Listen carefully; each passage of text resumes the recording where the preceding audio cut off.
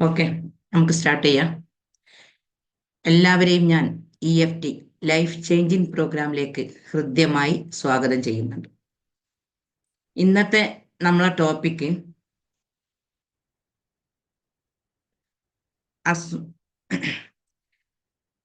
അസൂയയോടെ പെരുമാറുന്നവരെ സൂക്ഷിക്കുക എന്നുള്ളതാണ്. അപ്പോ നമ്മൾക്കൊക്കെ അസൂയ ഉണ്ടോ ഇല്ലേ, എന്താണ് ഈ അസൂയ എന്നൊക്കെ നമ്മൾ മനസ്സിലാക്കണം, അല്ലേ? ഒരുപാട് കുടുംബങ്ങളിലും ഒരുപാട് ബന്ധങ്ങളൊക്കെ ശിഥിലമാവുന്നത് ഈ ഒരു സ്വഭാവം നമ്മൾ അറിയാതെ നമ്മളുടെ ഉള്ളിൽ ഉണ്ടാവുന്നത് കൊണ്ടാണ്. മുഴുവൻ നന്മകളെയും നശിപ്പിക്കുന്ന ഒരു സ്വഭാവമാണ് ഈ അസൂയ എന്നുള്ളത്. അപ്പോൾ നമ്മുടെ മനസ്സിന്റെ ഉള്ളിലുണ്ടാകുന്ന ഒരു ഫീലിങ്സ് ആണ്, ഒരു വികാരമാണിത്. നമ്മളറിയാതെ നമ്മളിൽ ഉണ്ടാവുന്ന ഒരു സംഗതിയാണ് ഈ അസൂയ മനോഭാവം. നമ്മളിലുണ്ടെങ്കിൽ നമുക്ക് ഒരിക്കലും വിജയത്തിലേക്ക് എത്താൻ കഴിയൂല. നമ്മുടെ ലൈഫ് നമ്മൾ അറിയാതെ ഒരുപാട് പ്രശ്നങ്ങളിലൂടെ, ആരോഗ്യ പ്രശ്നങ്ങളായിട്ടും സാമ്പത്തിക പ്രയാസങ്ങളായിട്ടും ഒക്കെയുള്ള ഒരു അവസ്ഥയിലൂടെ മുന്നോട്ട് പോയിക്കൊണ്ടിരിക്കും. അപ്പം നമ്മൾ എല്ലാവർക്കും ഓരോരോ ആഗ്രഹങ്ങളും ഓരോരോ അവസ്ഥകളൊക്കെ ഉണ്ടാവും. മറ്റുള്ളവർ ഉയരുന്നത്, ഇപ്പൊ നമ്മൾ ജീവിക്കുന്ന ചുറ്റുപാടിൽ നമ്മുടെ ബന്ധുക്കളായിട്ടും അയൽവാസികളായിട്ടും അങ്ങനെ ഒരുപാട് ആളുകൾ നമുക്ക് ചുറ്റിലുണ്ട്. അപ്പോൾ ഇങ്ങനെയുള്ള ആളുകളിൽ അവർക്ക് വല്ല ഉയർച്ചയും ഉണ്ടാകുമ്പോൾ നമ്മുടെ മനസ്സിൽ ഒരു അസ്വസ്ഥത ഫീൽ ചെയ്യുന്നുണ്ടെങ്കിൽ ഇത് അസൂയ ഉള്ള ഒരു സ്വഭാവത്തിന്റെ അടയാളമാണ്. ശരിക്ക് നമ്മുടെ മനസ്സ് ക്ലീൻ ആണെങ്കിൽ നമുക്ക് മറ്റുള്ളവരുടെ ഉയർച്ചയാണ് നമ്മൾ ഇഷ്ടപ്പെടുക. നമ്മൾ ഉയരുന്നതിലും കൂടുതൽ ഇഷ്ടപ്പെടുക മറ്റുള്ളവരുടെ ഉയർച്ചയായിരിക്കും. തൊട്ടടുത്തും അല്ലെ ഇപ്പുറത്തൊക്കെ അവർ നല്ല വീട് വെക്കുമ്പോൾ അല്ലെ നല്ല വാഹനങ്ങൾ വാങ്ങുമ്പോൾ ഇതിലൊക്കെ നമുക്ക് സന്തോഷമാണ് ഫീൽ ചെയ്യാം. ശരിക്കും നമ്മൾ അസൂയ ഉള്ളവരുടെ പെരുമാറ്റം നമുക്ക് മനസ്സിലാവണമെങ്കിൽ നമ്മളൊരു വീടുണ്ടാക്കുക അല്ലെങ്കിൽ ഒരു കാറ് വാങ്ങുക, ഇതൊക്കെ ചെയ്യുമ്പോൾ നമ്മളുമായിട്ട് ബന്ധപ്പെട്ട കുറേ ആളുകൾ ഇത് കാണാനൊക്കെ വരും. ഈ സമയത്ത് ഇവരുടെ മറുപടി കേട്ടാൽ അല്ലെങ്കിൽ ഓരോരോ ചോദ്യങ്ങൾ കേട്ടാൽ, നമ്മൾ ടൈൽസ് ഒക്കെ ഇടുക അല്ലെങ്കിൽ ഗ്രാനൈറ്റ് മാർബിൾ ഇങ്ങനെയൊക്കെ ഓരോന്നൊക്കെ സെലക്ട് ചെയ്ത് നമ്മളൊക്കെ ഇടുമ്പോൾ ഒക്കെ എല്ലാത്തിനും ഇങ്ങനെ അഭിപ്രായ വ്യത്യാസങ്ങൾ പറഞ്ഞുകൊണ്ടിരിക്കും. അതാക്കിക്കൂടേനോ അല്ലെ ഇതാക്കിക്കൂടേനോ. ഒരാളൊരു പണി എടുപ്പിക്കുന്നുണ്ടെങ്കിൽ അത് അവരിഷ്ടപ്പെട്ടത് സെലക്ട് ചെയ്തിട്ടാണല്ലോ കാര്യങ്ങൾ മുന്നോട്ട് നീക്കല്. പിന്നെ അതിൽ നമ്മളൊരു അഭിപ്രായം പറയേണ്ട ഒരു ആവശ്യം സാധാരണ ഗതിയിൽ ഉണ്ടാവില്ല, ആവശ്യം ഉണ്ടാവില്ല. പക്ഷെ എല്ലാത്തിനും ഇങ്ങനെ അഭിപ്രായങ്ങൾ പറഞ്ഞുകൊണ്ട്, കാറൊക്കെ വാങ്ങിയിട്ടുണ്ടെങ്കിൽ അതിനും എല്ലാത്തിനും കളറായിട്ടും അതായിട്ടും ഇതായിട്ടും ഒക്കെ ഇങ്ങനെയുള്ളവർക്ക് ഒരുപാട് അഭിപ്രായങ്ങൾ പറയാനുണ്ടാവും, കുറ്റങ്ങൾ കണ്ടുപിടിക്കാനുണ്ടാവും. ഇത്തരം ഈ സ്വഭാവഗതി ഉള്ള ആളുകൾ പൊതുവെ ഈ ഒരു തരത്തിലേക്കാണ് ഉൾപ്പെടുത്തല്.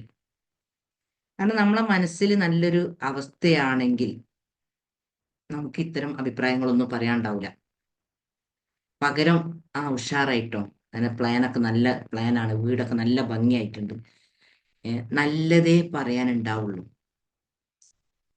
ചില സമയത്ത് ഇപ്പൊ ഞാനൊരു വീട് വെക്കുന്നുണ്ടെങ്കിൽ ആ വീട് ചിലപ്പോൾ എനിക്ക് തൃപ്തി ആയിട്ടില്ല, എന്തോ പ്ലാനിലൊക്കെ എന്തെങ്കിലുമൊക്കെ ഒരു മോശതരങ്ങൾ ഉണ്ടെങ്കിൽ, എന്തെങ്കിലുമൊക്കെ ഒരു അഭിപ്രായമുള്ള ഒരവസ്ഥയിലാണ് ഞാൻ ഉള്ളതെങ്കിൽ, നിങ്ങൾ ആരെങ്കിലും വന്ന് അതിന് അത് അങ്ങനെ ആക്കിക്കൂടേനോ ഇതിങ്ങനെ ആക്കിക്കൂടേനോ എന്നൊക്കെ ചോദിക്കുമ്പോൾ എനിക്കത് തൃപ്തിപ്പെടാൻ പറ്റാത്ത ഒരു അവസ്ഥയിലേക്കാണ് കാര്യങ്ങൾ നീങ്ങല്.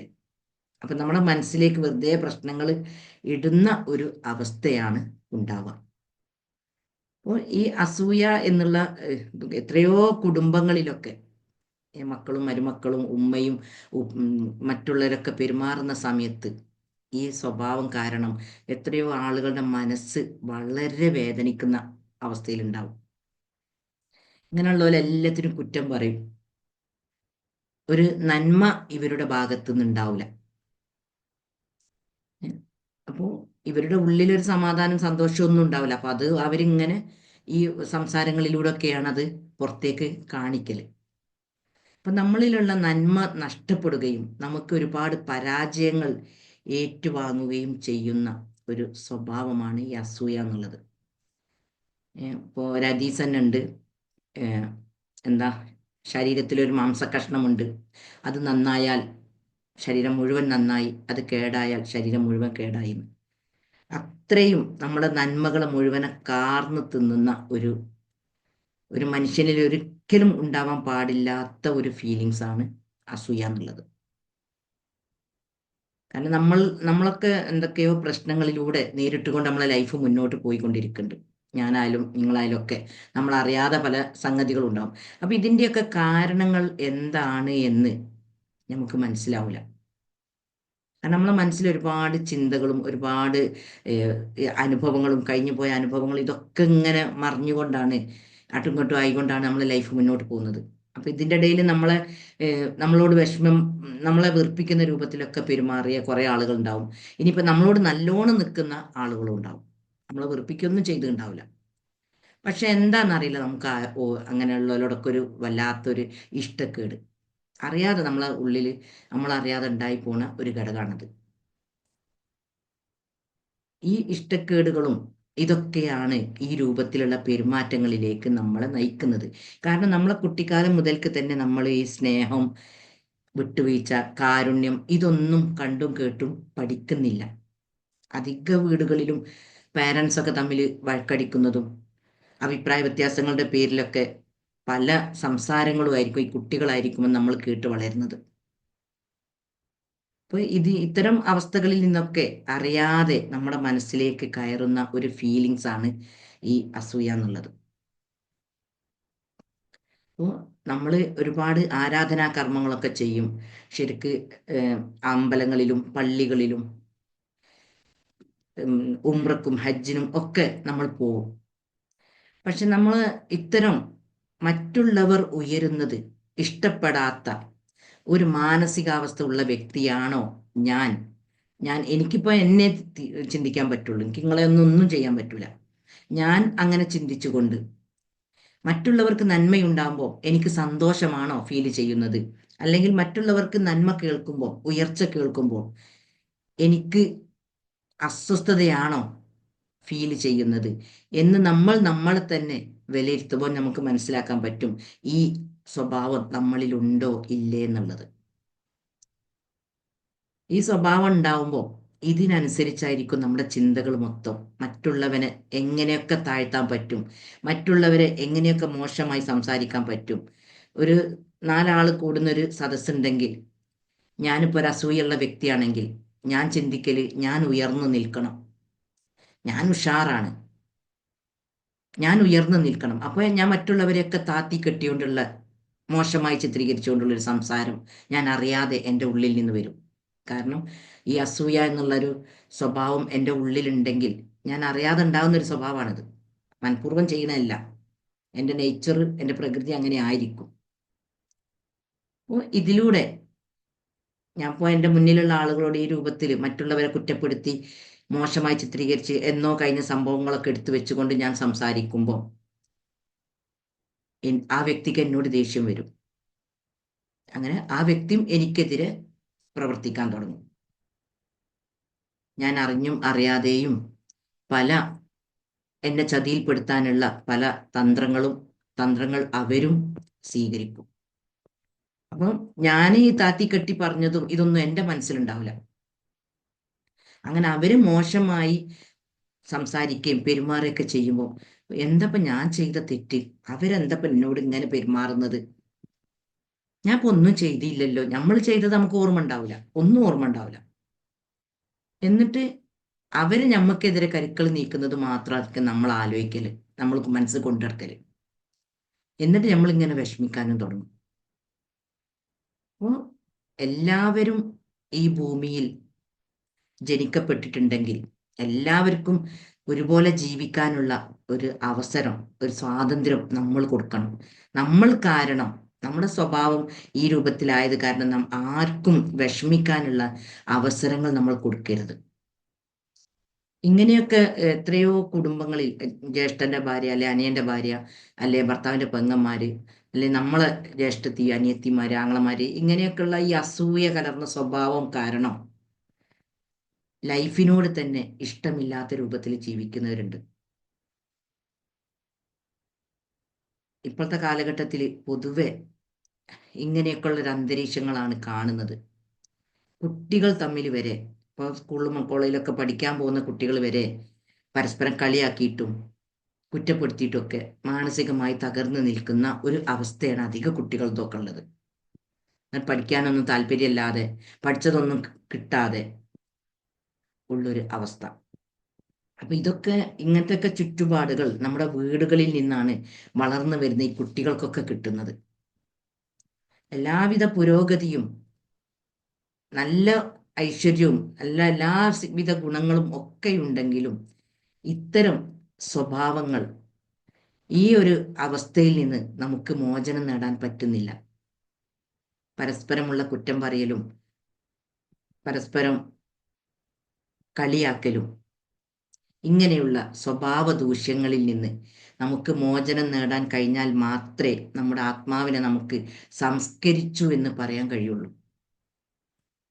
അപ്പൊ നമ്മൾ നല്ലവണ്ണം നമ്മുടെ പെരുമാറ്റങ്ങൾ എന്തൊക്കെയാണ്, നമ്മൾ മറ്റുള്ളവരോട് പെരുമാറുമ്പോൾ ഞാൻ അവരെ വേദനിപ്പിക്കാത്ത രൂപത്തിൽ എനിക്ക് പെരുമാറാൻ സാധിക്കുന്നുണ്ടോ, എൻ്റെ വീട്ടിലുള്ള, ഇപ്പൊ എൻ്റെ ഭർത്താവട്ടെ, എൻ്റെ മക്കളാവട്ടെ, എൻ്റെ മരുമക്കളാവട്ടെ, ഞാൻ കാരണം മാനസികമായി അവർ വേദനിക്കുന്ന ഒരു അവസ്ഥയുണ്ടോ എന്നൊക്കെ നമ്മൾ നമ്മളെ ഉള്ളിലേക്ക് ചിന്തകൾ കൊടുക്കുമ്പോൾ, നമ്മൾ ഇനിയിപ്പോൾ ഇങ്ങനത്തെ സ്വഭാവക്കാരാണെങ്കിൽ, ഇപ്പൊ ഞാൻ അറിയാതെ ഇങ്ങനത്തെ സ്വഭാവം കൊണ്ട് നടക്കുന്ന ഒരു വ്യക്തിയാണെങ്കിൽ, ഞാൻ എൻ്റെ ഉള്ളിലേക്ക് ചിന്ത കൊടുത്തുകൊണ്ട് ഞാൻ എന്ത് ആരാധനാകർമ്മങ്ങൾ ചെയ്തിട്ടും കാര്യമില്ല, ഇത്തരം സ്വഭാവങ്ങൾ എൻ്റെ മനസ്സിൽ നിന്നും പോയിട്ടില്ലെങ്കിൽ എനിക്ക് ഒരു വിജയവും ഉണ്ടാവൂല എന്ന് ഞാൻ മനസ്സിലാക്കുമ്പോൾ അവിടെ ഞാൻ മാറ്റം വരുത്താൻ തയ്യാറാവും. ശരിക്കും നമ്മൾ പെരുമാറുമ്പോൾ നമുക്ക് പലരോടും ഇഷ്ടക്കേടുകൾ ഉണ്ടാവും, അത് സ്വാഭാവികമാണ്. പക്ഷെ നമുക്ക് ആ ഇഷ്ടക്കേട് നമ്മൾ ഏത് രൂപത്തിൽ കൈകാര്യം ചെയ്യണം എന്നുള്ളതാണ് നമുക്കറിയാത്തത്. നമ്മൾ ഇങ്ങനെയുള്ള ആളുകൾക്ക് തിരിച്ചും ഉപദ്രവങ്ങളാണ്, അല്ലെങ്കിൽ മനസ്സുകൊണ്ട് ഒന്നും ചെയ്യാൻ പറ്റിയിട്ടില്ലെങ്കിൽ മനസ്സുകൊണ്ട് ശത്രുതാ മനോഭാവത്തോടെ അവർ ഉയരരുത്, അവർ നന്നാവരുത് എന്നുള്ള ഒരു ചിന്തയാണ് അറിയാതെ കൊടുത്തു പോകല്. ഈ ചിന്തയാണ് നമുക്ക് ദോഷമാവുന്നത്. ഇത് തന്നെയാണ് എൻ്റെ ലൈഫിൽ എനിക്ക് പ്രശ്നമായി മാറുന്നത് എന്ന് ചിന്തിക്കാനുള്ള കഴിവ് നമുക്കില്ല. എന്നിട്ട് നമ്മൾ ചിന്തിക്കും, ഞാൻ എത്രയേ ഖുർആനൊക്കെ ഓതി, എത്രയേ ഞാൻ അമ്പലത്തിലൊക്കെ പോയി പ്രാർത്ഥിച്ച്, എത്ര ഞാൻ ധർമ്മമൊക്കെ ചെയ്തിട്ടുണ്ട്, പക്ഷെ എന്താണെന്നറിയില്ല, എനിക്ക് ഒരു സമാധാനവും ഒരു സ്വസ്ഥതയും ഇല്ല. അപ്പൊ എന്താണ് ഇപ്പൊ എൻ്റെ ലൈഫ് ഇങ്ങനെ ഈ മനസ്സിന് ഇങ്ങനെ പ്രയാസമായിക്കൊണ്ട് അസ്വസ്ഥമായിക്കൊണ്ട് എൻ്റെ ജീവിതം മുന്നോട്ട് പോവാനുള്ള കാരണം എന്താണ് എന്ന് നമ്മൾ പലപ്പോഴും നമ്മളെ ഉള്ളിലേക്ക് ചിന്ത കൊടുത്തുകൊണ്ട് നമ്മൾ ചിന്തിക്കും, പക്ഷെ ഉത്തരം കിട്ടൂല. അപ്പൊ നമ്മുടെ മനസ്സിന് വിശാലത കുറയുന്നതാണ് നമ്മൾ മനസ്സിലാക്കുന്നില്ല. നമ്മുടെ മനസ്സിന് വിശാലത ഉണ്ടെങ്കിൽ, നമ്മളുമായിട്ട് ആരെങ്കിലും ഇഷ്ടക്കേടുകൾ ഉണ്ടെങ്കിൽ അവർക്ക് ആത്മാർത്ഥമായി പ്രാർത്ഥിക്കാനുള്ള ഒരു മനസ്സിനെ നമ്മൾ ഉണ്ടാക്കിയെടുക്കും. ശരിക്ക് സൃഷ്ടാവ് നമുക്ക് ഈ തന്ന ജീവിതം എന്ന് പറഞ്ഞ ഒരു പരീക്ഷണമാണല്ലോ, എല്ലാവർക്കും അറിയാം. അപ്പോൾ ഈ അവസ്ഥയിൽ നമ്മളുമായി പെരുമാറുന്നവരോടുള്ള, നമുക്ക് ഇഷ്ടപ്പെടാത്ത രൂപത്തിൽ പെരുമാറിയ ആളുകൾക്ക്, നമ്മുടെ ശത്രുവിനോട് നമുക്ക് നല്ലൊരു മാനസിക സമീപനമാണെങ്കിൽ നമ്മൾ ഒരുപാട് ഉയരങ്ങളിൽ എത്തിപ്പെടും. ഇപ്പോൾ ഗാന്ധിജിയൊക്കെ ചെയ്തത് എന്താണ്? ഒരു മുഖത്തടിച്ചപ്പോൾ മറ്റേ മുഖം കാണിച്ചു കൊടുക്കുക ചെയ്തത്. പ്രവാചകൻ നബിയിൽ നിന്ന് നമുക്ക് ലഭിച്ച മാതൃക എന്താണ്? ഒരുപാട് ഉപദ്രവങ്ങൾ ഏറ്റിട്ടും, ഈ പ്രബോധനത്തിന്റെയൊക്കെ ആദ്യ കാലഘട്ടങ്ങളിൽ ഒരുപാട് നബിനെ ഉപദ്രവിച്ച ആളുകൾ, ഈ ഉപദ്രവിച്ച ആളുകളുടെ ഇടയിലേക്ക് തന്നെയാണ് നബി പിന്നെ ആ പ്രദേശം കീഴടക്കിക്കൊണ്ട് വരുന്നത്. എന്നിട്ട് പൂർണ്ണമായും ക്ഷമിച്ച് പുറത്തു കൊടുക്കുകയാണ് ചെയ്തത്. പിന്നെ അതൊക്കെ കഴിഞ്ഞ് കാലം മുന്നോട്ട് പോയി ഇവിടെ നിന്ന് ഉപദ്രവം സഹിക്ക വയ്യാതെ ഉമ്മയുടെ നാട്ടിലേക്ക് പോയപ്പം അവിടെ എന്തെങ്കിലും ഒരു അഭയം കിട്ടുമെന്ന പ്രതീക്ഷയിലാണ് പോയത്. പക്ഷെ അവിടെ പോയപ്പോഴും അവിടുന്ന് ഉപദ്രവം കൂടുകയാണ് ചെയ്തത്. അപ്പോൾ മലക്കുകൾ വന്നിട്ട് ചോദിക്കുന്നുണ്ട്, നിങ്ങൾ അനുവാദം തരികയാണെങ്കിൽ ഈ മല ഇവരുടെ മേലിൽ ഞങ്ങൾ പറിച്ചിടുന്നുള്ളു. അപ്പോഴും നബി പറഞ്ഞ എന്താണ്, അവരുടെ അറിവില്ലായ്മ കാരണമാണ് ഇങ്ങനെ പെരുമാറുന്നത്, അവർക്ക് വേണ്ടി പ്രാർത്ഥിക്കുകയാണ് ചെയ്തത്. ശരിക്കും ഇങ്ങനത്തെയൊക്കെ മാതൃകകൾ നമ്മുടെ മുന്നിൽ ബുദ്ധൻ ബുദ്ധനെ ബുദ്ധനെ വെല്ലുവിളിച്ച ഒരു ശിഷ്യനുണ്ടായിനി. ഇവരിങ്ങനെ കൂടിയിരിക്കുമ്പോൾ ഇയാള് ബുദ്ധന്റെ ഈ പ്രവർത്തനങ്ങളൊക്കെ കണ്ട് ദേഷ്യം വന്നിട്ട് ഈ കൂടെ ഇരിക്കുന്ന ആളുകളോട് പറയുന്നുണ്ട്, ഞാൻ പോയി ബുദ്ധനെ ശരിയാക്കും. ബുദ്ധന്റെ അടുത്തേക്ക് എത്തിയിട്ടുണ്ടെങ്കിൽ ബുദ്ധൻ എന്നോട് സൗമ്യമായി സംസാരിക്കും. ഞാൻ അപ്പോഴൊക്കെ ആ സൗമ്യതയിലൊന്നും എന്നെ കിട്ടാതെ ഞാൻ ശക്തമായിട്ട് പ്രതികരിക്കും. അന്നപ്പോ ഈ വ്യക്തി പറഞ്ഞതുപോലെ തന്നെ ബുദ്ധന്റെ അടുത്തേക്ക് ചെന്ന് നന്നായി ബുദ്ധനെ ഒരുപാട് വഴക്ക് പറഞ്ഞു.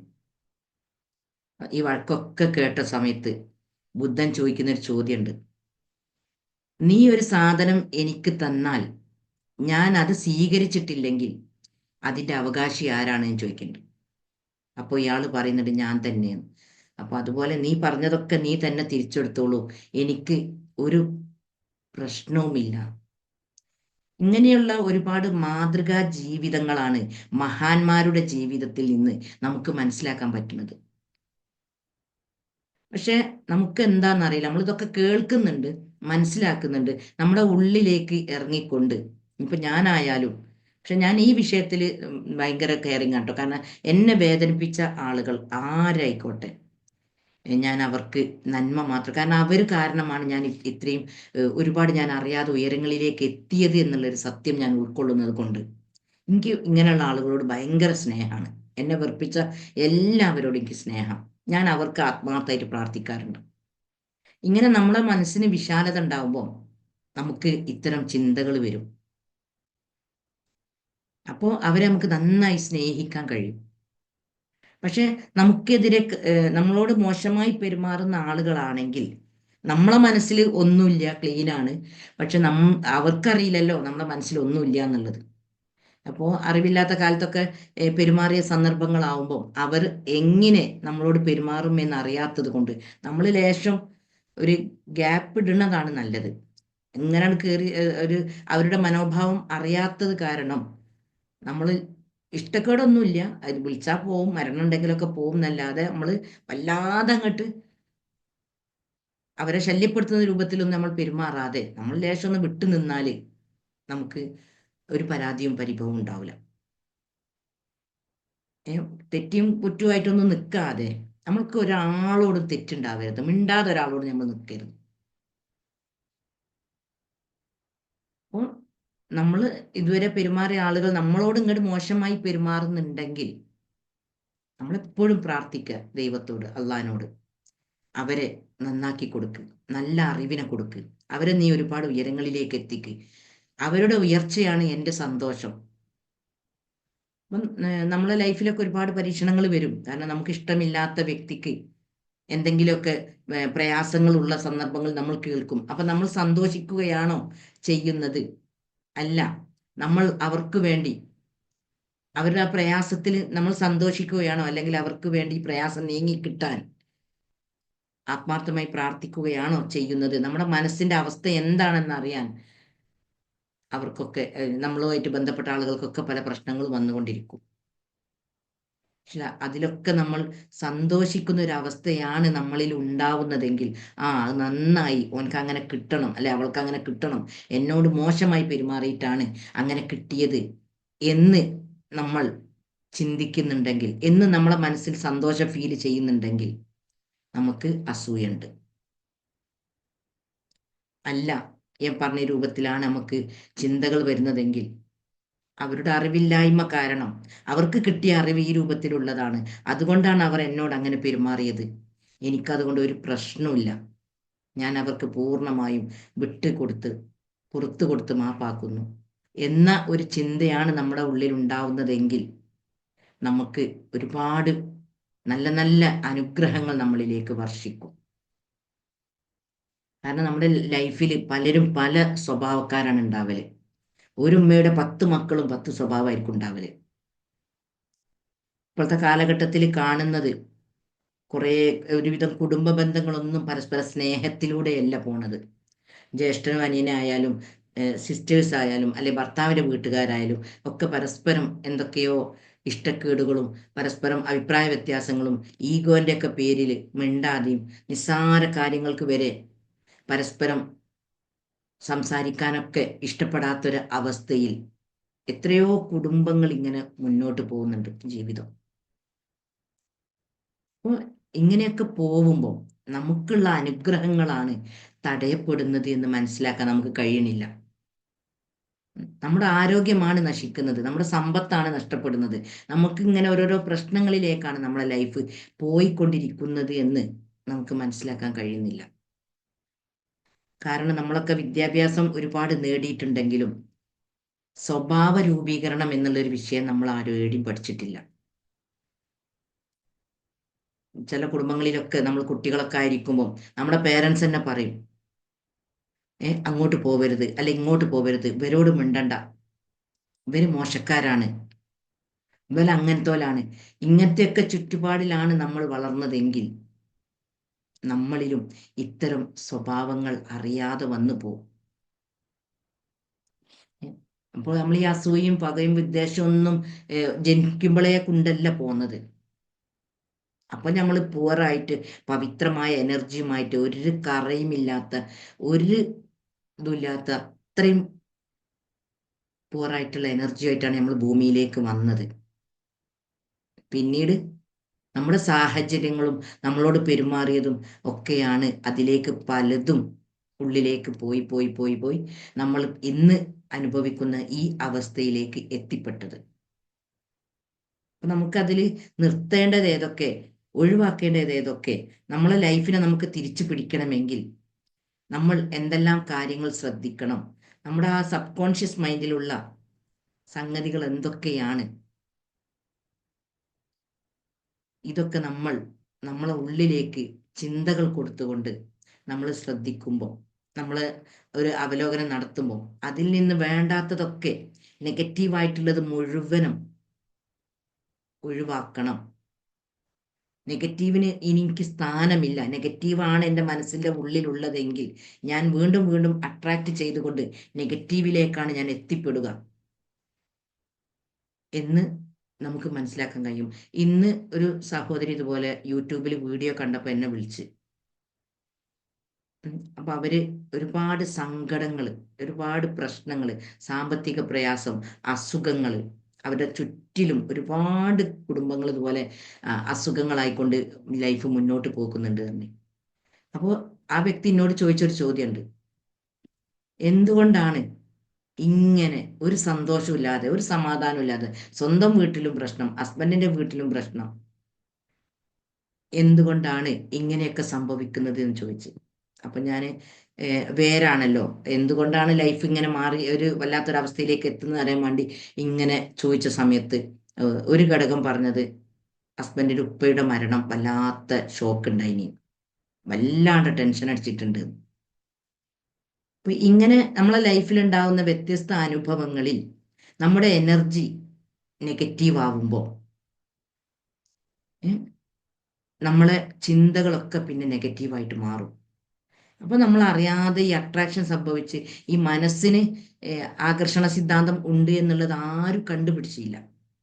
ഒരു റോണ്ടാബേൺ എന്ന് പറഞ്ഞൊരു സഹോദരി ദ സീക്രട്ട് എന്ന് പറഞ്ഞ ബുക്കിലാണ് അത് എഴുതി പറയുന്നത്. പിന്നെ ഞാനും ഇതുപോലെ ഒരുപാട് കുടുംബങ്ങളിൽ പഠനം നടത്തിയപ്പോൾ എനിക്ക് മനസ്സിലായ ഒരു സത്യമാണ് ഞാൻ ഇപ്പൊ സമൂഹത്തോട് ഷെയർ ചെയ്യുന്നത്.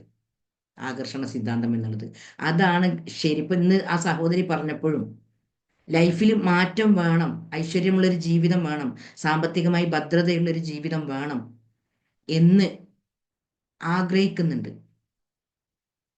പക്ഷെ ആ ഒരു അവസ്ഥയിലേക്ക് എത്താൻ പറ്റുന്നില്ല. അതെന്തുകൊണ്ടാണ്? നമ്മുടെ മനസ്സിൽ ഇത്തരം നമ്മൾ അറിയാതെ, അപ്പൊ ആ വ്യക്തി വേറൊരു വിഷയം കൂടി എന്നോട് ഷെയർ ചെയ്തു. ഇന്ന് ഞാൻ ഇപ്പൊ ചർച്ച ചെയ്തതുമായിട്ട് ബന്ധപ്പെട്ട ഒരു വിഷയം,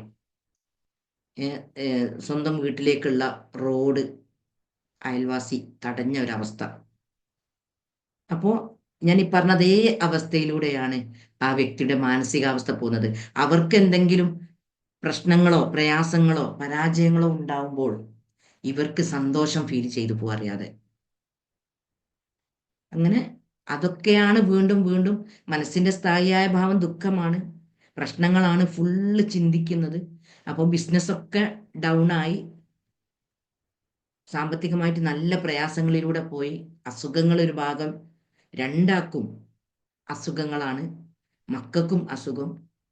അപ്പൊ ഇങ്ങനെ നമ്മളെ ലൈഫ് മുന്നോട്ട് പോകുമ്പോൾ സന്തോഷം എന്നുള്ളത് തിരഞ്ഞാൽ കാണൂല.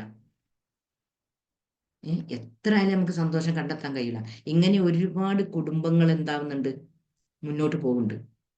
അപ്പൊ ഞാൻ ഇനി ഈ വിഷയം എങ്ങനെ നീക്കണം എന്നുള്ളത് പറഞ്ഞ് മനസ്സിലാക്കി കൊടുത്ത് അപ്പോഴാണ് നമ്മളെ ലൈഫിൽ മാറ്റങ്ങൾ വരല്. ഇങ്ങനെ ഓരോരുത്തരുടെ ജീവിതം കേന്ദ്രീകരിച്ചും ലൈഫ് ബേസ് ചെയ്തുകൊണ്ട് എന്തെങ്കിലുമൊക്കെ ഇഷ്യൂസ് എല്ലാവരിലും ഉണ്ടാവും മറ്റുള്ളവരുമായിട്ട്. ചിലപ്പോൾ സ്വത്തിന്റെ പേരിലായിരിക്കും തർക്കം ഉണ്ടാവല്, അല്ലെങ്കിൽ എന്തെങ്കിലും പ്രോഗ്രാമിന് വിളിക്കാത്തതുമായിട്ട് ബന്ധപ്പെട്ടുള്ള ഇഷ്ടക്കേടായിരിക്കും ഉണ്ടാവല്, അല്ലെങ്കിൽ നമുക്ക് തരാൻ പൈസയൊക്കെ ഉണ്ടാവും, പക്ഷെ അവര് നല്ല ലാവിഷായി ദൂർത്തടിച്ചുകൊണ്ട് നമ്മളെ പൈസ തരാതെ അവര് സുഖമായി ജീവിക്കുന്നത് കാണുന്ന ഒരു അവസ്ഥയായിരിക്കും. ഇങ്ങനെ ഓരോരുത്തരുടെ ജീവിതം ബേസ് ചെയ്തുകൊണ്ട് വ്യത്യസ്ത തലങ്ങളിലൂടെ അവസ്ഥകളിലൂടെയാണ് മുന്നോട്ട് പോകുന്നത്. അപ്പൊ ഇങ്ങനത്തെയൊക്കെ സന്ദർഭങ്ങളിലൂടെ പോകുമ്പോൾ ഇതൊക്കെ എങ്ങനെ ഹാൻഡിൽ ചെയ്യണം എന്നുള്ളതാണ് നമുക്കറിയാൻ പറ്റാത്തത്.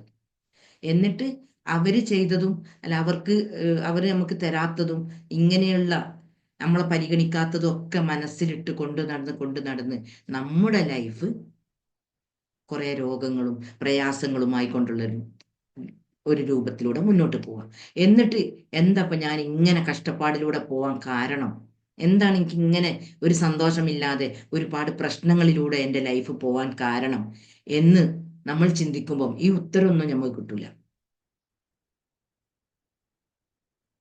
അപ്പൊ ഈ ഉത്തരങ്ങൾ കിട്ടണമെങ്കിൽ നമ്മൾ നമ്മുടെ ഉള്ളിലേക്ക് ഞാനുമായി, ഞാൻ ജീവിക്കുന്ന ചുറ്റുപാടിൽ ആരോടെങ്കിലും എനിക്ക് എന്തെങ്കിലും അഭിപ്രായ വ്യത്യാസങ്ങൾ ഉണ്ടോ, ആരോടെങ്കിലും എനിക്ക് ഇഷ്ടക്കേടുകൾ ഉണ്ടോ, എൻ്റെ ശത്രുവായിട്ട് പെരുമാറുന്ന ആരെങ്കിലും എൻ്റെ മുന്നിലുണ്ടോ, അവരോടുള്ള എൻ്റെ സമീപനം എന്താണ്. ഇനിയിപ്പോ ഇഷ്ടക്കേടൊന്നും വേണ്ട, ചില ആളുകൾ ഉണ്ടാവും ഒരു അസൂയ മനോഭാവമുള്ള ആളുകൾ ഉണ്ടാവും. അപ്പൊ ഇങ്ങനെയുള്ള ആളുകളുടെ മനസ്സിലുണ്ടാവല് ചിന്ത, ഞാൻ ഉഷാറാവണം, ഞാൻ എല്ലാക്കാളും മുന്തി നിൽക്കണം, എനിക്ക് നല്ലോണം സ്വത്തുണ്ടാവണം, ഞാൻ പണക്കാരനാവണം, എന്നെക്കാളും ആരും ഉയരാൻ പാടില്ല. ഇങ്ങനെയുള്ള ചിന്തകളാണ് അസൂയാലുക്കളുടെ മനസ്സിലുണ്ടാവല്. പിന്നെ ഇതൊരു വിഭാഗം. പിന്നെ നമ്മുടെ പെരുമാറ്റത്തിലൂടെ വരുന്ന ഇഷ്ടക്കേടുകൾ മറ്റൊരു വിഭാഗം. ഇതൊക്കെ കൂടിയാണ് നമ്മുടെ ലൈഫിനെ പരാജയത്തിലേക്ക് മുന്നോട്ട് കൊണ്ടുപോകുന്നത്. നമ്മൾ എത്ര ഡിഗ്രി എടുത്തിട്ടും എന്തെല്ലാം വിദ്യാഭ്യാസം നമ്മൾ നേടിയിട്ടും കാര്യമല്ല, ഇത്തരം അറിവുകൾ, അസൂയ പാടില്ല, അത് തിന്മയാണെന്നൊക്കെ നമുക്കറിയാം. പക്ഷെ നമ്മളിൽ അങ്ങനത്തെ ഒരു സ്വഭാവം ഉണ്ടെങ്കിൽ അതെങ്ങനെ ഒഴിവാക്കണം, അതാണ് നമുക്കറിയാത്തത്. അത് തന്നെയാണ് എൻ്റെ ലൈഫിൽ തിരിച്ചടിയായിക്കൊണ്ട് എനിക്ക് സംഭവിക്കുന്നത്, എനിക്ക് വരുന്നത് എന്നുള്ളൊരു സത്യമാണ് നമ്മൾ ഉൾക്കൊള്ളാത്തത്. അത് ഉൾക്കൊള്ളുമ്പോഴാണ് നമ്മുടെ ലൈഫിൽ മാറ്റം ഉണ്ടാവല്. അപ്പൊ അതുകൊണ്ട് നമുക്ക് ലഭിച്ചിട്ടുള്ള ഈ ജീവിതം, നമ്മൾ ചെയ്യുന്ന സൽക്കർമ്മങ്ങളൊക്കെ നമുക്ക് ലഭിക്കണമെങ്കിൽ നമ്മുടെ മനസ്സ് ക്ലീൻ ആവണം. നമ്മുടെ മനസ്സിൽ ആരോടും ഒന്നും ഒരു കറയുമില്ലാത്ത ഒരു അവസ്ഥയിലേക്ക് നമ്മുടെ മനസ്സിനെ നമുക്ക് എത്തിക്കാൻ കഴിയണം. അങ്ങനെ കഴിയുക എന്നുള്ളതാണ് നമ്മുടെ ലൈഫിന്റെ ഏറ്റവും മഹത്തായ ഒരു ധർമ്മം, ഒരു ഇത്. അപ്പോൾ ഇത് കഴിയണമെങ്കിൽ നമുക്ക് നല്ല നല്ല ചിന്തകൾ ഉണ്ടാവണം. നമ്മളെ ഞാൻ ആരാണ്, ഞാൻ എവിടെ നിന്ന് വന്നു, ഞാൻ എന്തിനു വന്നു, ഇങ്ങനെയുള്ള തത്വപരമായിട്ടുള്ള ചിന്തകൾ നമ്മുടെ ഉള്ളിലുണ്ടെങ്കിൽ നമ്മുടെ ലൈഫിൽ നമുക്ക് മാറ്റം വരുത്തണം എന്നുള്ളൊരു ബോധം വരും.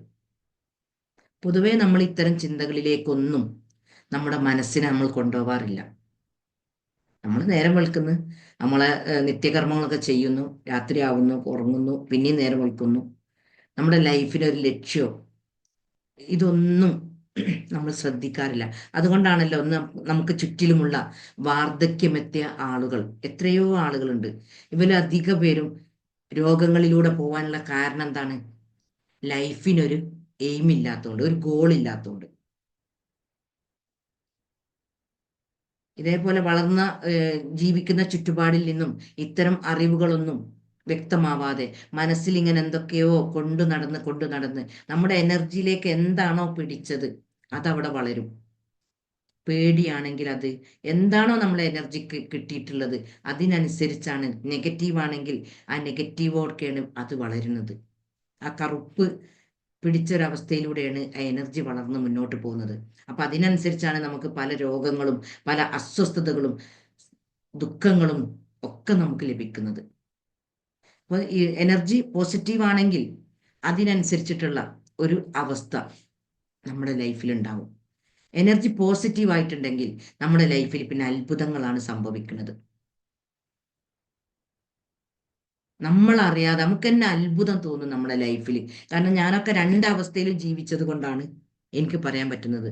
ഈ അവസ്ഥയിലൊക്കെ ഞാനും ജീവിച്ചിട്ടുണ്ട്. അപ്പൊ അതിൽ നിന്നൊക്കെ ചിന്തിച്ചപ്പോഴാണ് എന്തുകൊണ്ട് എൻ്റെ ലൈഫ് കൂടുതൽ ദുഃഖങ്ങളിലേക്കും പ്രശ്നങ്ങളിലേക്കും പ്രയാസങ്ങളിലേക്കും പോകുന്നു എന്ന് ഉള്ളിലേക്ക് ഇറങ്ങി ചിന്തിച്ചപ്പോഴാണ് എനിക്കും ഇതേപോലത്തെ സ്വഭാവങ്ങളൊക്കെ ഉണ്ടായിരുന്നല്ലോ ഒരു കാലഘട്ടത്തിൽ. കാരണം നമ്മൾ ചെറുതൊക്കെ ആയിരിക്കുന്ന സമയത്ത് ഇങ്ങനെയൊക്കെയാണ് കേട്ട് വളർന്നത്. അപ്പോൾ അറിയാതെ എൻ്റെ എനർജിയിൽ പിടിച്ചതാണ്. നമ്മളോട് ആർക്കെങ്കിലും ദേഷ്യം ഉണ്ടെങ്കിൽ, എനിക്ക് ആരോടെങ്കിലും ദേഷ്യം ഉണ്ടെങ്കിൽ അവർക്ക് എതിരെ ഈ രൂപത്തിലുള്ള ചിന്തകൾ കൊടുക്കണം. അവര് ഉയർന്നു കാണുമ്പോൾ നമ്മൾ നമുക്കറിയാതെ ദുഃഖം വരും. അവരുടെ പരാജയം കേൾക്കുമ്പോൾ നമുക്ക് സന്തോഷം ഫീൽ ചെയ്യും. പിന്നീട് ഈ എനർജി ബേസിലുള്ള പഠനം ലഭിച്ചപ്പോഴാണ് എത്രത്തോളം തെറ്റാണ് എൻ്റെ ഉള്ളിൽ ഉണ്ടായത്.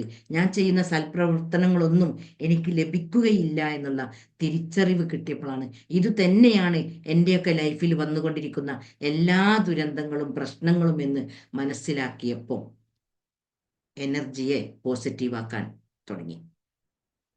അപ്പൊ എനർജിനെ പോസിറ്റീവാക്കിയപ്പോൾ പിന്നെ അത്ഭുതങ്ങളാണ്. ഭയങ്കര സന്തോഷമുള്ള ഒരു അവസ്ഥയിലേക്ക് നമ്മൾ എന്ത് ആഗ്രഹിക്കുന്നുവോ എന്ത് ചിന്തിക്കുന്നുവോ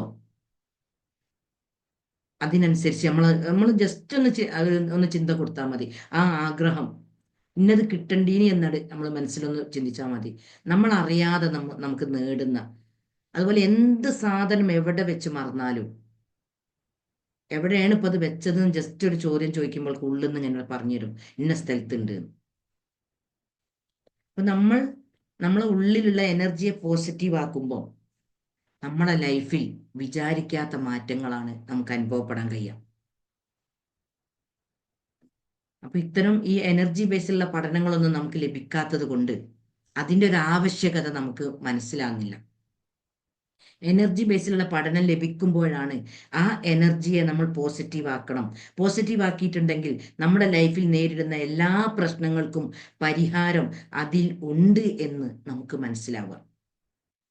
നേരത്തെ പറഞ്ഞ വിഷയങ്ങളിലൂടെ ആരുടെയൊക്കെയോ ശത്രുതയും ദേഷ്യവും ഒക്കെ ഉള്ള ഒരു അവസ്ഥയിൽ, അസൂയയും പകയും വിദ്വേഷവും ഒക്കെ ഉള്ള ഒരു അവസ്ഥയിൽ നമ്മൾ മുന്നോട്ട് പോകുമ്പോൾ നമ്മുടെ എനർജി നെഗറ്റീവായി കേടാവും. അതിൽ നിന്ന് നമുക്ക് രോഗങ്ങൾ ഉണ്ടാവും, വൈറസുകൾ. ആ ഒരു ചിന്തയിൽ നിന്നാണ് നമ്മുടെ ശരീരത്തിന് രോഗങ്ങൾ ഉണ്ടാവുന്ന സംഗതി ഉൽപ്പാദിപ്പിക്കുന്നത് ഉണ്ടാവുന്നത്. എന്നിട്ട് ഇതിനൊന്നും മാറ്റം വരുത്താതെ നമ്മൾ ആശുപത്രിയിലേക്ക് ഓടി ഒരുപാട് മരുന്ന് കുടിച്ച് വീണ്ടും ശരീരത്തെ കേടാക്കുന്ന ഒരവസ്ഥയിലേക്ക് നമ്മൾ എത്തിക്കും. എത്രയോ ആളുകൾ ഇപ്പോൾ ഞാൻ പറഞ്ഞല്ലോ, യൂട്യൂബിലൊക്കെ വീഡിയോസ് ഇട്ടപ്പം ഒരുപാട് വ്യക്തികൾ കോൾ ചെയ്യുന്നുണ്ട്. അപ്പൊ അവരൊക്കെ പറയുന്ന സംഗതിയുണ്ട്, എത്രയോ മരുന്ന് കുടിക്കുന്നുണ്ട്, പക്ഷെ എത്രയോ ടെസ്റ്റുകൾ നടത്തുന്നുണ്ട്, ഒരു റിസൾട്ടും ഇല്ല. മരുന്ന് കുടിച്ചിട്ട് ഒരു പ്രയോജനമില്ല. രോഗം ഇങ്ങനെ മുന്നോട്ട് പോയിക്കൊണ്ടിരിക്കുക. അപ്പോൾ സൈക്കോസൊമാറ്റിക്കിനൊന്നും ടെസ്റ്റിൽ ഒരു റിസൾട്ടും ഉണ്ടാവില്ല. ഇങ്ങനെ മനസ്സിന്റെ തലങ്ങളിൽ നിന്നുണ്ടാവുന്ന രോഗങ്ങളാണ് ഇതൊക്കെ. ക്യാൻസറൊക്കെ മേജർ സൈക്കോസൊമാറ്റിക് ഡിസീസാണ്. പണ്ടേ ഇനി ക്യാൻസറിന്റെ ഒന്നും കാരണങ്ങൾ അറിയാതെ നമ്മൾ പകച്ചു നിന്ന് പോയിരുന്നത്. ഇപ്പം ശാസ്ത്രം പറയുന്നുണ്ട് എന്തുകൊണ്ട് നമുക്ക് ആ രോഗം ഉണ്ടാവുന്നു. അതുകൊണ്ട് നമ്മുടെ ഇപ്പൊ കാലഘട്ടം മാറി. പണ്ടൊക്കെയാണ് ക്യാൻസർ രോഗി എന്ന് പറയുകയാണെങ്കിൽ നമുക്ക് ഒന്നും മനസ്സിലാവില്ല. ഇനി ആ വ്യക്തിക്ക് ക്യാൻസർ ആലേ, പാവട്ടോ എന്നതിലൊതുങ്ങും. ഇന്ന് അങ്ങനെയല്ല. ഇന്ന് ഇതിനെപ്പറ്റിയുള്ള ഒരുപാട് പഠനങ്ങളും ശാസ്ത്രീയമായിട്ടുള്ള പഠനങ്ങളും ഒക്കെ നടന്ന് ജനങ്ങൾക്ക് ബോധം വന്നിട്ടുണ്ട്. അപ്പൊ നമ്മുടെ ഉള്ള് ക്ലീൻ ആയിട്ടില്ലെങ്കിൽ, നമ്മുടെ ഉള്ള് നല്ലൊരു അവസ്ഥയിലല്ലെങ്കിൽ, നമ്മുടെ എനർജി പോസിറ്റീവിലല്ലെങ്കിൽ നമുക്ക് ഈ ഒരു അവസ്ഥയിലൂടെയൊക്കെ കടന്നു പോവേണ്ടി വരും. ദുഃഖങ്ങളും നിരാശയും സങ്കടങ്ങളും ഒക്കെയാണ് നമ്മുടെ ഉള്ളിൽ നമ്മൾ കൊണ്ടു നടക്കുന്നതെങ്കിൽ അതിലേക്ക് നമ്മൾ അട്രാക്ട് ചെയ്തുകൊണ്ട് അതിനെ നമ്മൾ ഇങ്ങനെ സ്വീകരിക്കും. പക്ഷെ നമുക്കതൊന്നും ഇഷ്ടമുണ്ടാവില്ല. നമ്മളെ ലൈഫിൽ നമ്മൾ ഐശ്വര്യം, അനുഗ്രഹവും, സമ്പത്തും സന്തോഷവുമാണ് ആഗ്രഹിക്കുന്നത്. പക്ഷെ നമുക്ക് വന്നു ചേരുന്നതൊക്കെ, ഇപ്പൊ ആ സഹോദരി പറഞ്ഞതുപോലെ, വന്നു ചേരുന്നതൊക്കെ രോഗങ്ങളും സാമ്പത്തിക പ്രയാസവും കടങ്ങളും കഷ്ടപ്പാടുകളും ഒക്കെ ആയിരിക്കും. അപ്പോൾ നമ്മൾ നന്നായി നമ്മളെ ഉള്ളിൽ, സബ് കോൺഷ്യസ് മൈൻഡിൽ എന്തൊക്കെയാണ് ഉള്ളത്, എവിടെയൊക്കെയാണ് ഞാൻ ശരിയാക്കേണ്ടത്, എൻ്റെ ലൈഫിനെ എനിക്ക് ആസ്വദിക്കാൻ കഴിയുന്നുണ്ടോ, ഇത്രയും കാലം ഞാൻ ജീവിച്ചിട്ട് എല്ലാവിധ ഐശ്വര്യത്തോടു കൂടിയാണോ ഞാൻ ജീവിക്കുന്നത് എന്ന് നമ്മൾ നമ്മുടെ ഉള്ളിലേക്ക് ചിന്ത കൊടുത്തുകൊണ്ട് ഒന്ന് നമ്മളെ തന്നെ വിലയിരുത്തുമ്പോൾ നമുക്ക് ഒരുപാട് ഉത്തരങ്ങൾ കിട്ടും. ഒരുപാട് മാറാനുണ്ട്, അല്ല ഒരുപാട് മാറ്റം എന്നിൽ വരുന്നുണ്ട്. ഇങ്ങനെ നമുക്ക് നമ്മളെ തന്നെ ഉൾക്കൊള്ളാൻ കഴിയുമ്പോഴാണ് നമ്മുടെ ലൈഫിൽ മാറ്റം ഉണ്ടാവുക. അല്ലെങ്കിൽ നമ്മൾ ആ പ്രയാസത്തിൽ തന്നെ, എന്താണോ നമ്മൾ നേരിടുന്ന പ്രയാസങ്ങൾ, അതിലൂടെ തന്നെ മുന്നോട്ട് പോകും. അതുകൊണ്ട് നമ്മൾ നമ്മുടെ ഉള്ളിലേക്ക് നോക്കുമ്പോൾ നമ്മുടെ ലൈഫിനെ നമുക്ക് മാറ്റിമറിക്കാൻ പറ്റും. അല്ലെങ്കിൽ നമ്മുടെ ചുറ്റിലുമുള്ളവരിലേക്ക് നോക്കുമ്പോൾ അവനും ശരിയില്ല, അല്ലെ ഇവനും ശരിയില്ല, അവളും ശരിയില്ല, എൻ്റെ ഭാര്യയാണ് പ്രശ്നം, എൻ്റെ ഭർത്താവാണ് പ്രശ്നം, എൻ്റെ അയൽവാസികളാണ് പ്രശ്നം എന്നിങ്ങനെ നമ്മൾ പ്രശ്നക്കാരെ തേടി പോകുമ്പോൾ നമുക്ക് ഒരു മാറ്റം ഉണ്ടാവില്ല. പകരം എൻ്റെ ഉള്ളിൽ ഞാൻ അറിയാതെ എൻ്റെ എനർജിയിലേക്ക് ഒരുപാട് സംഗതികൾ കയറിയിട്ടുണ്ട്. ഇതിൽ മാറ്റം വരുമ്പോഴാണ് എൻ്റെ രോഗത്തെ സുഖപ്പെടുത്താനുള്ള ഹീലിംഗ് പവർ എൻ്റെ ഉള്ളിലുണ്ട്. എനിക്ക് പണം വേണമെങ്കിൽ അതിനെ ഉണ്ടാക്കാനുള്ള ഒരു ശക്തി എൻ്റെ ഉള്ളിലുണ്ട്. എല്ലാം എൻ്റെ ഉള്ളിലുണ്ട്. പക്ഷേ ഞാൻ ഇതൊക്കെ പുറത്തേക്കാണ് തേടി പോകുന്നത്. അതുകൊണ്ട് ഞാൻ പുറത്തല്ല തേടേണ്ടത്, എൻ്റെ ഉള്ളിലുള്ള ഈ കറകളെ മായ്ച്ചുകൊണ്ട്, അല്ലെങ്കിൽ ഇതിനെയൊക്കെ ഞാൻ ക്ലീൻ ആക്കിക്കൊണ്ട് ഉള്ളിലുള്ള ആ രത്നത്തെ കണ്ടെത്തുമ്പോൾ എൻ്റെ ലൈഫിൽ നല്ല മാറ്റം സംഭവിക്കും. അതിന് നമ്മുടെ സ്വഭാവം, നമ്മുടെ ചിന്തകൾ, നമ്മുടെ പെരുമാറ്റം ഇതൊക്കെ ശരിയാവാണ്ട്, നേരത്തെ പറഞ്ഞ രൂപത്തിലുള്ള ചിന്തകളും പെരുമാറ്റവുമാണ് ഉള്ളതെങ്കിൽ നമ്മുടെ കൂടെയുള്ള ആളുകളെ നമുക്ക് അഭിനന്ദിക്കാനോ പ്രോത്സാഹിപ്പിക്കാനോ അവർക്ക് നല്ലത് ചെയ്തു കൊടുക്കാനോ ഒന്നും നമുക്ക് മനസ്സുണ്ടാവില്ല, ഒന്നും നമുക്ക് തോന്നൂല. പകരം അവരെ കളിയാക്കാനും കുറ്റപ്പെടുത്താനും ഒറ്റപ്പെടുത്താനും മോശമായി സംസാരിക്കാനും ഒക്കെയുള്ള ഒരു ടെൻഡൻസിയാണ് നമ്മുടെ ഉള്ളിൽ നിന്ന് വരിക. നേരത്തെ പറഞ്ഞ ആ കാറ്റഗറി നമ്മളെ ഉള്ളിലുണ്ടെങ്കിൽ, അസൂയ, വിദ്വേഷം, പക തുടങ്ങിയതൊക്കെ നമ്മളെ ഉള്ളിൽ വർക്ക് ചെയ്തുകൊണ്ടിരിക്കുന്നുണ്ടെങ്കിൽ അതിൽ നിന്ന് പെട്ടെന്ന് ദേഷ്യം പിടിക്കുന്ന ഒരു സ്വഭാവം വരും. അങ്ങനെ ഒരുപാട് സ്വഭാവം ഇതിലൂടെ നമ്മുടെ ലൈഫിൽ ഉണ്ടാവും. എന്നാൽ നമ്മുടെ ഉള്ളിൽ ക്ലീൻ ആണെങ്കിൽ, നമ്മുടെ ഉള്ളിൽ സന്തോഷമുണ്ടെങ്കിൽ, സമാധാനമുണ്ടെങ്കിൽ, ശുഭപ്രതീക്ഷയുണ്ടെങ്കിൽ നമ്മുടെ ലൈഫിൽ നമുക്ക് എല്ലാം നേടിയെടുക്കാൻ കഴിയും. അപ്പൊ നമ്മൾ ജീവിച്ച ചുറ്റുപാടിനനുസരിച്ചാണ് ഇതിൻ്റെ അവസ്ഥകൾ കിടക്കുന്നത്. നമുക്ക് ചെറുപ്പം മുതൽക്കേ ഇത്തരം അറിവുകളൊന്നും ആരും പറഞ്ഞു തന്നിട്ടില്ല. കാരണം നമ്മൾ വളർന്നു വരുന്ന അവസ്ഥയിൽ തന്നെ പല പ്രശ്നങ്ങളിലൂടെ കുടുംബങ്ങൾ പോകുന്നതാണ് നമ്മൾ കാണുന്നത്. പല സംഗതികൾക്കും ടെൻഷൻ അടിച്ചുകൊണ്ട് പ്രയാസത്തിലൂടെ ജീവിക്കുന്നതാണ് നമ്മൾ കാണുന്നത്. പിന്നെ നമുക്ക് എങ്ങനെ സന്തോഷം സമാധാനവും ഉണ്ടാക്കാൻ കഴിയും? അപ്പോൾ ഇതൊക്കെ നമുക്ക് ഈ ലൈഫിൽ തന്നെ നമുക്ക് ഉണ്ടാക്കാൻ കഴിയും. നമ്മുടെ ഉള്ളിൽ മാറ്റങ്ങൾ വരുത്തണം. എനിക്ക് എൻ്റെ ലൈഫിനെ തിരിച്ചു പിടിക്കണം. എനിക്ക് എനർജി ബേസിലുള്ള പഠനങ്ങൾ കിട്ടണം. ഈ എനർജി ബേസിലുള്ള പഠനം എന്ന് പറഞ്ഞാൽ നമ്മുടെ ആ ഹീലിംഗ് പവർ അത് വലിയൊരു ഘടകമാണ് നമ്മുടെ ലൈഫിൽ ആരോഗ്യത്തോടെ ജീവിക്കാൻ. നമ്മുടെ ഉപബോധ മനസ്സിന്റെ കഴിവുകൾ ഇതൊക്കെ മനസ്സിലാക്കിയിട്ടുണ്ടെങ്കിൽ ഇതൊന്നും നമ്മളോട് ആരും പറഞ്ഞു തരാതെ നമുക്ക് ഇങ്ങനത്തെ ഒരു അറിവ് തന്നെ കിട്ടുന്നില്ല. ഈ അറിവ് കിട്ടിയതിന് ശേഷമാണ് ഞാനൊക്കെ എൻ്റെ ലൈഫിൽ സന്തോഷം തിരിച്ചു പിടിക്കാൻ തുടങ്ങുന്നത്. ഒരുപാട് ദുഃഖങ്ങളിലൂടെ, സങ്കടങ്ങളിലൂടെ, പ്രശ്നങ്ങളിലൂടെ ജീവിച്ചു പോയ ഞാനൊക്കെ, ഇതല്ല ജീവിതം. ജീവിതം എന്ന് പറഞ്ഞാൽ ഇതിൻ്റെയൊക്കെ കൂടെ, ഇതിലൊക്കെ അപ്പുറം സന്തോഷവും സമാധാനവും ഐശ്വര്യവും എന്നുള്ള ഘടകവും കൂടി ഉണ്ട്. അതുണ്ടെങ്കിൽ മാത്രമാണ് നമ്മൾ ഈ ലൈഫിന് ആത്മാർത്ഥമായി നന്ദി പറയാൻ സാധിക്കുകയുള്ളൂ, നമ്മുടെ മനസ്സിന് ഒരു സമാധാനം കിട്ടുകയുള്ളൂ എന്നുള്ള തിരിച്ചറിവിൽ നിന്നാണ് ഇത്തരം പഠനങ്ങളിലേക്ക് പോകുന്നത്. എവിടെയോ നമ്മുടെ സമൂഹത്തിനൊക്കെ മിസ്റ്റേക്ക് സംഭവിച്ചിട്ടുണ്ട് എന്നുള്ള ഒരു തിരിച്ചറിവിൽ നിന്നാണ് ഇത്തരം പഠനങ്ങളിലേക്ക് നീങ്ങുന്നത്. അങ്ങനെ കുറെ യൂട്യൂബിലും ഒരുപാട് ആളുകളോടൊക്കെ ഇങ്ങനെ സംസാരിച്ചത് കാരണം ഇപ്പൊ എത്രയോ ആളുകൾ വിളിച്ചിട്ട് നന്ദി പറയുന്നുണ്ട്. നിങ്ങൾ ആ വീഡിയോ എനിക്ക് ഒരുപാട് ഉപകാരമായിട്ടുണ്ട് എൻ്റെ ലൈഫിനെ മാറ്റാൻ, എൻ്റെ ലൈഫിന് സന്തോഷം ലഭിക്കാൻ എന്നൊക്കെ പറഞ്ഞ് ഒരുപാട് ആളുകൾ വിവരം അറിയിക്കുന്നുണ്ട്. അതൊരു കാലത്തുണ്ടായ എൻ്റെ ഒരു ചിന്തയിൽ നിന്നാണ്. കാരണം നമ്മൾ വളരുന്ന ചുറ്റുപാടിലൊക്കെ ഇങ്ങനെ കഷ്ടപ്പാടും പ്രയാസവും, ഒരു സന്തോഷത്തോടെ ജീവിക്കുന്ന ഒരു ഫാമിലിനെ കാണാൻ തന്നെയല്ല, ഒക്കെ രോഗങ്ങളായിട്ടും സാമ്പത്തിക പ്രയാസങ്ങളായിട്ടും ഉള്ള ഒരു അവസ്ഥ. അപ്പൊ ഇതിനാണോ നമ്മുടെ ജന്മം? ആശുപത്രിന്റെ മുന്നിൽ ക്യൂ നിൽക്കുവാനും ഓപ്പറേഷൻ തിയേറ്ററിന്റെ മുന്നിലൊക്കെ ലൈനായിട്ട് നിൽക്കാനും ആണോ നമ്മുടെ ജീവിതം എന്നുള്ള ആ ഒരു ചിന്തയിൽ നിന്നും തിരിച്ചറിവിൽ നിന്നുമാണ് ഇത്തരം പഠനങ്ങളിലേക്ക് എത്തിപ്പെടുന്നത്. അപ്പോൾ ഒരുപാട് അറിവുകൾ ലഭിച്ച് നമ്മുടെ വേര് നന്നാവണം. ആദ്യം കിട്ടിയ പഠനം നമ്മുടെ പേരൻസും ഗ്രാൻഡ് പാരൻസിൻ്റെ ഒക്കെ അവസ്ഥക്കനുസരിച്ച് നമ്മുടെ ലൈഫിൽ ഒരുപാട് പ്രശ്നങ്ങൾ വരും. ഇപ്പോൾ ഡൈവേഴ്സ് ആയ കേസ്, അല്ലെങ്കിൽ മരണപ്പെട്ട കേസിലൊക്കെ വളരുന്ന കുട്ടികൾ, അവരൊക്കെ എനർജി സ്വാഭാവികമായിട്ടും നെഗറ്റീവായിക്കൊണ്ട് അറിയാതെ സങ്കടങ്ങളിലൂടെ വരുമ്പോൾ ഈ സങ്കടം ദുഃഖമൊക്കെ നമ്മുടെ എനർജിനെ നെഗറ്റീവ് ആക്കും.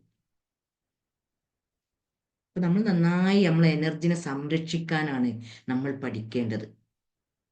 എനർജിനെ സംരക്ഷിക്കുന്ന ആളുകൾക്ക് നല്ല ഹാപ്പിനെസ് ആയിട്ട് ജീവിക്കാൻ കഴിയും. കാരണം അവിടെ ഇപ്പൊ ഞാൻ പറഞ്ഞ മാതിരി അസൂയ മനോഭാവമൊക്കെയാണ് ഉള്ളതെങ്കിൽ പെട്ടെന്ന് മാറ്റം നമ്മൾ തീരുമാനങ്ങൾ മാറ്റും. ഞാൻ ഇതുവരെ എൻ്റെ മുന്നിലുള്ള ആളുകൾക്ക്, എന്നോട് മോശമായി പെരുമാറിയ ആളുകൾക്ക് ഞാൻ